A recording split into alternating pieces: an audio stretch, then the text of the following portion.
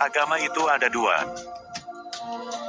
Assalamualaikum warahmatullahi wabarakatuh. Sehubungan kajian seperti judul di atas ini semata-mata bukan mencari kesalahan-kesalahan agama selain Islam, namun dalam Islam sendiri itu ada yang perlu diluruskan karena tidak sesuai dengan sunnah Rasulullah, apalagi dengan firman-firman dalam Al-Quran. Jadi maaf sekali lagi apabila merasa terusik dengan kajian saya Abdul Hadis bin Abdul Latif, dan saya tidak membantu atau membela umat yang tidak paham dengan agama yang lurus. Memang agama Islam agama yang ditetapkan Allah Subhanahu wa Ta'ala, agama terakhir yang terbaik. Lagi pula agama Islam ini meluruskan kitab-kitabnya terdahulu, di mana di surat Maryam 19 ayat 97 artinya, maka sungguh telah kami mudahkan Al-Quran itu dengan bahasamu, Muhammad, agar dengan itu engkau dapat memberi kabar gembira kepada orang-orang yang bertakwa, dan agar engkau dapat memberi peringatan kepada kaum yang membangkang. Dengan perjalanannya waktu lalu Allah pun berfirman kembali melalui surat Ad-Dukhan 44 ayat 58 artinya, sungguh kami memudahkan Al-Quran itu dengan bahasamu agar mereka dapat pelajaran. Dengan menerjemahkan Al-Quran yang diperlihatkan bukan kelompok saja tetapi diterjemahkan ke berbagai negara seluruh dunia. Sebenarnya saya ini hanya peduli untuk meluruskan agama Islam yang menganut aliran. Kalau mau peduli kepada agama yang lurus, ini menurut yang menurunkan Al-Quran sendiri, bukan dari penulis. Melalui surat Al-Imran 3 ayat 19 artinya, sesungguhnya agama di sisi Allah ialah Islam, tidaklah berselisih orang-orang yang telah diberi kitab kecuali setelah mereka memperoleh ilmu, karena kedengkian di antara mereka. Barang siapa ingkar terhadap ayat-ayat Allah, maka sungguh Allah sangat cepat perhitungannya. Jadi yang mengatakan agama yang benar Islam adalah Allah Subhanahu wa Ta'ala sendiri bagi yang yakin. Lalu kalau bagi yang tidak yakin, monggo, karena Allah tidak memaksakan. Ini surat berikutnya ayat 85 artinya, dan barang siapa mencari agama selain Islam dia tidak akan diterima, dan di akhirat dia termasuk orang yang rugi. Mengapa Abdul Hadis bin Abdul Latif adalah mengatakan agama itu ada dua? Ya karena apa-apa yang ada di dunia ini tidak ada satu atau esa kecuali penciptaannya yang esa. Kecuali yang berpasangan itu adalah ciptaannya Allah Subhanahu wa Ta'ala.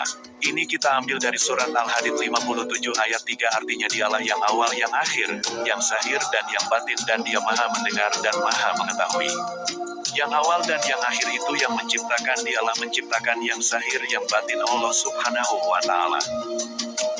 Sebelum melangkah sebagaimana judul di atas, mari kita kaji dulu yang dikatakan ada dua, yaitu pada alam semesta seperti adanya siang dan malam, air tawar dan air asin lagi pahit, adanya tinggi rendah daratan dan lain-lain. Begitu juga pada pepohonan daunnya ada tanda kalimat tauhid, begitu juga bulunya burung sama terdapat tanda kalimat tauhid, dan selanjutnya petunjuknya dari jasad kita semuanya terbagi dua yang sama kecuali kehendak Allah Subhanahu wa Ta'ala yang tidak sama, dari mulai mata hingga ke jempol kaki itu sama. Sekarang melangkah ke agama itu ada dua, yaitu agama yang zahir dan agama yang batin. Coba perhatikanlah, agama yang zahir ialah agama yang Tuhannya terlihat wujudnya, yang sifatnya selalu dilayani oleh umatnya. Ada yang sering dibersihkan, ada yang diberi jajanan, diberi asap, ada dari batu yang menyerupai aneka ragam yang pusatnya di salah satu di pulau, yang intinya agama yang Tuhannya merepotkan. Lalu agama yang batin, yaitu agamanya yang sulit dibayangkan Tuhannya seperti apa bentuknya. Bayangkan dari mulai menciptakan manusia zaman dahulu sampai kiamat tidak ada yang mengetahui jasadnya seperti apa. Allah itu. Dan maaf, di Islam sendiri itu ada dua aliran, NU dan aliran NB, yaitu aliran Nahdlatul Ulama dan NB aliran Nahdlatul Baru. Nahdlatul Baru ini yang tidak mempunyai negara, sifatnya seperti pohon benalu, di mana setiap agama di luar mereka lah yang merasa paling baik dan benar, namun yang merasa paling baik itu adalah agama sebagaimana surat Al-Baqarah 2 ayat 9 artinya mereka menipu Allah dan orang-orang beriman padahal mereka menipu dirinya sendiri tanpa mereka sadari. Sebenarnya umat Islam sebagaimana ayat di atas ini tidak menyadari mereka inilah yang tertipu oleh anak buah Dajjal, yaitu iblis, setan dan jin yang bersekutu dengan manusia.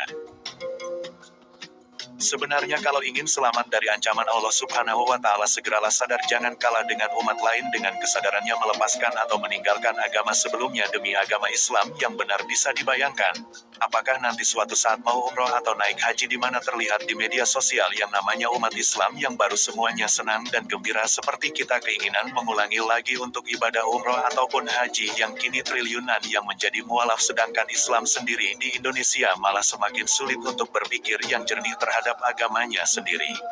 Senang dengan pemimpin yang mengajaknya ke neraka, sungguh bodoh mengikuti kesesatan.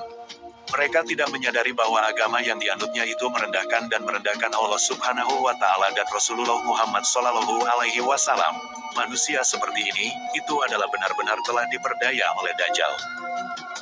Manusia bila sudah terkunci hati nuraninya itu pasti adalah salah satunya manusia pemimpin yang mengajak ke neraka, dan Allah Subhanahu wa Ta'ala telah memberikan tanda-tanda pada manusia, yaitu manusia yang jidatnya terdapat tanda hitam, dan tanda itu sebagai tutup daripada mata Dajjal pada jidatnya, sedangkan dua mata dirinya itu dipergunakan untuk mencari kesalahan-kesalahan agama Islam yang tidak sealiran.